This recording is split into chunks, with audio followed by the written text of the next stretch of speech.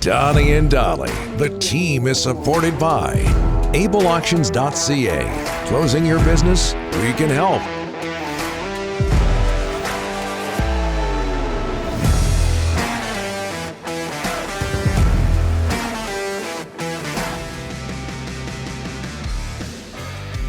It is Wednesday, and all of our guests today are brought to you by our title sponsor, Able Auctions, ableauctions.ca. All sorts of response to the Bet99.net poll question, what happened in regards to Ivan Provorov last night in Philadelphia. This just unsigned. Please sign your text, folks. We want to give you credit. Well said, Donnie. If hockey is for everyone, then why are they all over Ivan Provorov? Kudos to Torts for stepping up and saying he supports the Knights' celebrations, but also supports Provi standing up for his beliefs. We didn't mention that in the previous segment. We showed Tortorella's comment. We rarely say this. A lot of people rarely say this, but I thought Torts, given everything, that the whole situation, all things considered, handled himself well yesterday. Absolutely. Towing the line somewhat. From KJR Sports Radio in Seattle, we bring in Ian Furness. 49ers beat the Seahawks 41-23 Saturday, ending Seattle's season. Meanwhile, the Kraken, I know they were on the road last night, but certainly not doing as well at home. They lost to Tampa Bay the other night as they are on the road. Ian, how are you? Couldn't be better. Couldn't be better. How are you guys? What is going on with the Kraken? I know they've only been back for one game, then they went back on the road to Edmonton, but their road record versus their home record, the difference is stark. What's going on there? I don't know. It's $1 million question, right? I mean, they've got a great home ice setup. I mean, the great building. The place is always full. It's loud. You would think it would make a difference. I maybe just go back to the bigger picture of why, one of the reasons the team has improved this season, and, the addition of some guys, getting guys back healthy, Bjorkstrand, Burakovsky, Schultz, Matty Beniers, again, as a rookie, he didn't play all but 10 games last season. So there's greater depth than ever before. But, I think there's something to be said, and I know this just from talking to the Seahawks after every game this year, and especially after the final game. There is something to be said for chemistry and what's going on inside a locker room. And last year, the Kraken were probably maybe one of the most locked down teams in the NHL in terms of what they were allowed to do with each other away from the rink and on the road and so on and so forth. And so there wasn't a lot of team bonding. And, it was almost like just throwing an all-star team together that wasn't a bunch of all-stars and saying, go hit the ice and see if you can find something there. And so I think this year, going on the road, as you guys know, you go on the road, there's a lot more camaraderie and that kind of thing. And so I think that's helped. I don't know what you've heard down there, and maybe I'll ask you that question at the end of this statement here. But there's a part of me that you talk about a rivalry between Seattle and Vancouver in the National Hockey League. Could you imagine if the Kraken acquired Bo Horvat and he ended up signing long-term down there and burning the Canucks year after year? What are you hearing when it comes to the Kraken and Bo Horvat? Because there is talk up here about that. I heard his name a couple weeks ago, and I think it's been floated out by a number of people. And it would be great. I mean, it'd be phenomenal for the rivalry. I joke with you guys all the time. We come on, we have a lot of fun. I grew up a Canucks fan.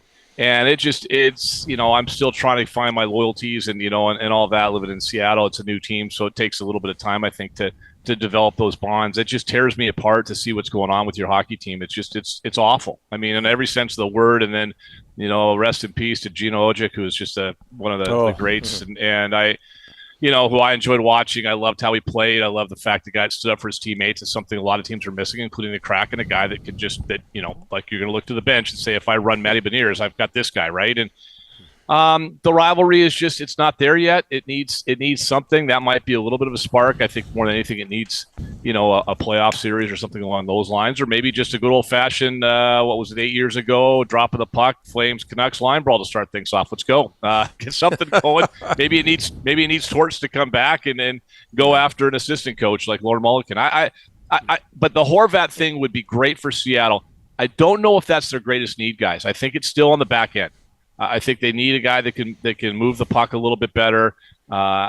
Schultz has helped a little bit. Dunn's okay, but I think they need help on the back end. I think when they do look for a move, and they are going to be buyers at the trade deadline. I think it's going to be more on the back end than the front, but a Horvat deal would be that'd be something, man. That would be something. Ian, your football team's got something our hockey team doesn't have. Cap space, $35 million. Huh? You guys are in cap hell up there, man. It's cap hell. It's cap hell. It's amazing. But Ian, it's been cap hell not for 1 year. It's been 6 years of cap hell. It's been year after year. Anyways, listen, Seahawks, tons of cap space, $35 million, picks 5 and 20 round one. Who do they take at 5th overall? What's going to happen? What's your off-season wish list? Well, I think honestly, Rick, it starts with the quarterback. They've got to figure out what to do with Geno Smith and how much cap space, if they do re-sign him, he's going to take up. That $35 million can go away really quick. There's some contracts that they can restructure. Shelby Harris, who had a really nice season for them, if they have to restructure, they'll either restructure him or cut him. He's not going to make $12 million here next year, for example. So there's guys they can move and they can do some things with. It starts with Geno. When they decide and when they get to the point of if they're able to re-sign Geno, it sounds like both sides want to make something happen. At what cost is that? And that's the great debate down here. You guys have your great debates up there. What's going to happen with Horvat? When's Boudreaux going to get turfed? All that kind of fun stuff. Hey, we've got the one down here. How much is Geno Smith worth? And, the going rate, if you were to franchise him, it's in the $30 million range. Nobody believes that that's a $30 million quarterback. In fact, they're just and when you start getting to that level, you take away a lot of other roster flexibility. So I don't know what they're going to do. I think that is the first domino to fall. When you get to that number 5 pick, assuming Geno's re-signed, then you don't go after quarterback. You go after defensive line. Defense, and then more defense, because that defense this year was just atrocious. Well, and the D line. So what's your preference with the 5th overall pick? Quarterback, D line? No. I would be disappointed if they have to go quarterback. I know there's a couple guys they like up there, and John Schneider, when he was scouting in the past, when Russell was still here, by all accounts, the couple of guys that he really, really liked were Josh Allen and Patrick Mahomes, and neither one of those guys were top 5 picks. Remember, so they were later on in the first round type of thing. So. He's got a good eye for talent in terms of the quarterback position. Obviously, Rusty picked in the 3rd round. So, and that was the good version of Russ, not the Denver version. So he knows what he's looking for in a quarterback, but I don't think they need to get a defensive lineman, whether it's an edge rusher, a kid out of Clemson, Murphy, or whether they go after the kid, Will Anderson from Alabama. I don't think Jalen Carter will be there. One of Carter or Anderson, Carter from Georgia, the interior lineman, or Will Anderson will be gone. But there's a really strong defensive line class, especially on the edge this year. They need an edge rusher. They got to figure out what they're going to do defensively, too. They did this goofy, weird, that they called it a 3-4 defense, 3 down linemen, and then 4 linebackers. But 2 of the linebackers are defensive linemen. They're on the line of scrimmage. It didn't work. They didn't have the personnel for it. When they were great, they had a 4-3, 4 defensive linemen, 3 stack linebackers. One of those linebackers is Jordan Brooks. He tore his ACL last game of the year. What's his status next year? He has surgery Friday. There's all these questions that are going to come up. But, it's going to be – for us down here, it's and if you got all the Seahawks fans up in Vancouver, I know there's a lot of you guys up there. It's going to be a fun off season because a year ago this team went into the off season and we're like, okay, what are we talking about? Well, they don't have a first round pick. They didn't get to the playoffs. Russ's contract's coming up. Snap of the fingers, 3 months later, but it took 3 months. They traded Russ and had the picks. We have the next 4 months to talk about high draft picks, multiple draft picks.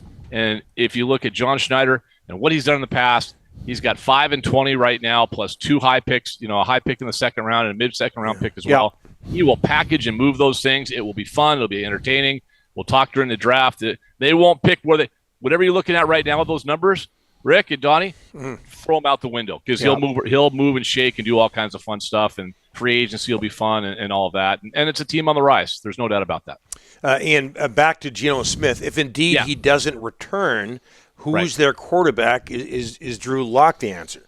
Well, this is at the risk of doing another Rick impression here. What I'm hearing is this, and what I'm hearing, Donnie, what I'm hearing is, and listen, we all talk to guys in the organization. Rick does, I do, and see how we all talk to guys, right? And you get the little whispers, and you always wonder what the agenda is, right? But what I'm hearing, we really like Drew Lock, and Drew Lock this, Drew Lock that, and we like. Well, if you like Drew Lock that much, why didn't you give him a legitimate chance to win the starting job and not try to wait till the end and he get COVID? You know, I mean, he had no first-team snaps at all in training camp. And so, but I guess Drew Lock would be a fallback option. He, too, is a free agent. Now, he won't cost you anything to sign. Like that'll be a Nathan Rourke signing. I mean, you'll be getting pennies on the dollar there. I mean, it's there's not much there, so you don't have a lot of competition. I would think they might try to re-sign him anyway, just as a backup, no matter what they do. But I think their plan would be Geno and maybe still try to keep Locke around and go that route. Okay, before we let you go, obviously 8 teams still left in the NFL playoffs. Let's focus on the team that beat the Seahawks. 49ers hosting the Cowboys on Sunday. I thought some people might disagree with me, but the Seahawks put a scare into the 49ers. Is that going to serve them well as the playoffs go forward? I think it will. That first half, the 49ers dominated that first half, and Seattle still found a way to be up by 1 at the half. And I think, and really, Seattle was on the verge of taking the lead. You know, they were down 6, and they would have had 2nd and 2 from the 6-yard line, except for some ineligible man downfield on a very questionable call. I mean, I guess by the letter of the law, maybe he was a half a yard, past the line of scrimmage. The offensive lineman was. That was that would have been a 2nd and 2 with a chance to go into the end zone and take the lead. Instead, strip sack, fumble, and then the onslaught was on. The Niners hit a switch. I mean, they flat out hit a switch. And Brock Purdy, I mean, we can doubt. He hasn't really faced a ton of adversity, but he did a little bit in that game in that first half, like you said, Donnie. But boy, they were just an absolute wagon, man. Their offense scored on 8 of 9 possessions, 8 of 9 until the last kneel down. So 8 of 10 for the game. That's hard to do in the National Football League, and even if it's just some field goals along the way, when you're scoring at a 90% clip when you have the ball, I'm not sure who's going to stop them. Dallas's defense is good.